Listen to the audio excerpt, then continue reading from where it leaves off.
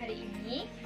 Semoga selalu kabar baik ya dan senantiasa berada dalam lindungan Allah Subhanahu wa taala. Bertemu lagi dengan Ibu Vicky Aspirogo. Kali ini Ibu akan menjelaskan pembelajaran bahasa Indonesia SMP kelas 8. Kali ini Ibu akan menjelaskan mengidentifikasi unsur-unsur pembangun puisi. Sebelum pembelajaran dimulai, marilah kita berdoa terlebih dahulu. Berdoa dimulai. Berdoa selesai. Baik anak-anak, kali ini Ibu akan membahas tentang pengertian dan ciri-ciri puisi dan juga unsur-unsur pembangun puisi. Sebelum Ibu menjelaskan pengertian puisi, Ibu akan menampilkan sebuah teks yang akan Ibu bacakan. Hujan Bulan Juni, karya Sapardi Djoko Damono. Tak ada yang lebih tabah dari hujan bulan Juni. Dirahasiakannya rintik rindunya kepada pohon berbunga itu. Tak ada yang lebih bijak dari hujan bulan Juni. Dihapuskannya jejak-jejak kakinya yang ragu-ragu di jalan itu. Tak ada yang lebih arif dari hujan bulan Juni. Dibiarkannya yang terucap diserap akar pohon. Nah, anak-anak, bagaimana pembacaan teks yang sudah Ibu bacakan tadi? Pernahkah kalian mendengarkannya? Ya, itu adalah teks puisi.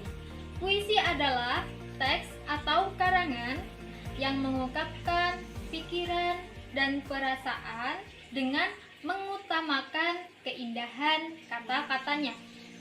Puisi mengungkapkan berbagai hal, bisa kerinduan, kegelisahan, atau pengagungan kepada Sang Khalik. Nah, agar lebih jelasnya lagi, Ibu akan menyebutkan ciri-ciri puisi. Ciri puisi yang pertama yaitu menggunakan bahasa yang padat dan indah. Ciri yang kedua, memperhatikan diksi atau pemilihan kata. Ciri yang ketiga, mempunyai daya imajinatif dan figuratif. Ciri yang keempat, mempunyai rima. Ciri yang kelima, mempunyai irama. Dan ciri yang keenam, memperhatikan bentuk atau tipografi. Nah, anak-anak, itu tadi penjelasan tentang pengertian puisi dan jenis-jenis puisi. Selanjutnya, Ibu akan menjelaskan tentang unsur-unsur pembangun puisi. Jadi, unsur pembangun puisi itu ada dua, yaitu unsur fisik puisi dan unsur batin puisi. Unsur fisik puisi yaitu unsur pembangun puisi yang bersifat fisik atau terlihat dalam bentuk susunan kata-katanya. Nah, di sini ada 4 unsur fisik yang akan Ibu jelaskan.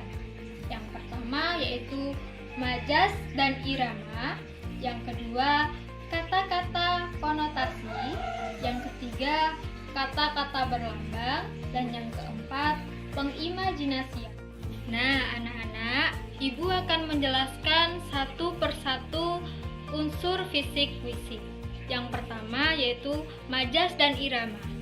Majas adalah bahasa kias yang digunakan untuk memberikan kesan tertentu dalam puisi bagi orang yang membaca atau yang menyimaknya.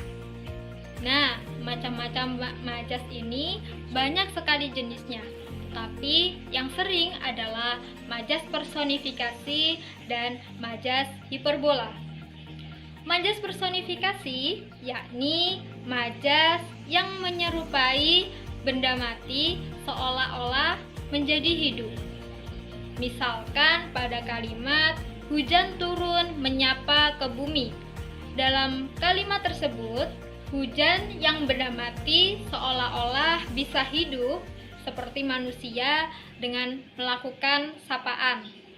Yang kedua, majas hiperbola, yakni Majas yang memberikan perumpamaan secara berlebih-lebihan sehingga kalimat atau teks cenderung isinya tidak masuk akal.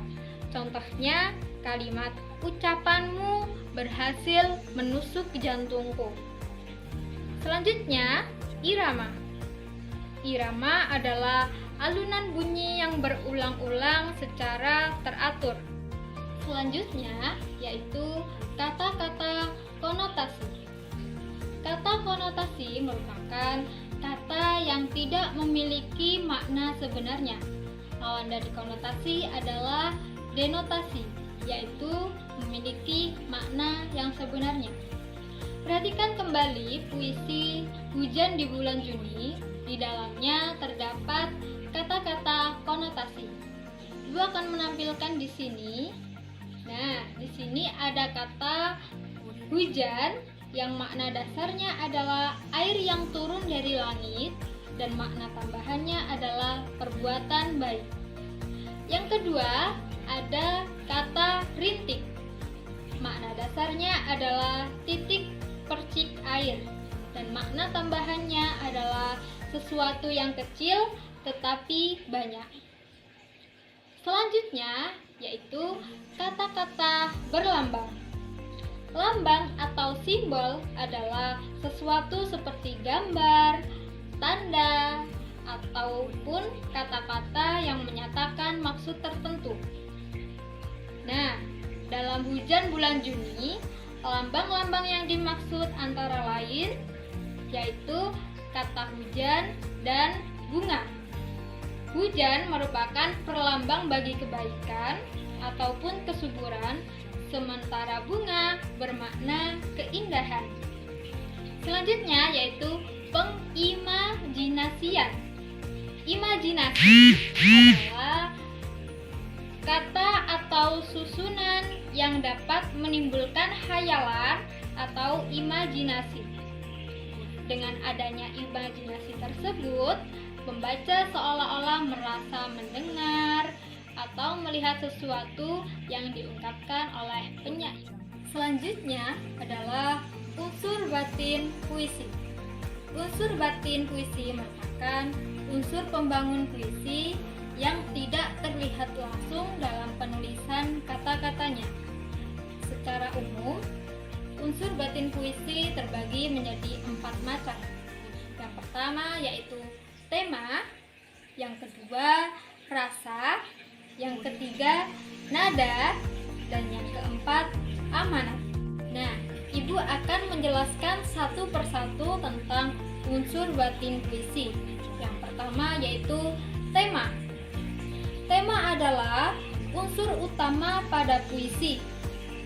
Tema menjadi landasan dan garis besar dari isi puisi tersebut. Yang kedua ada rasa. Rasa adalah merupakan sikap penyair terhadap pokok permasalahan yang terdapat dalam puisinya.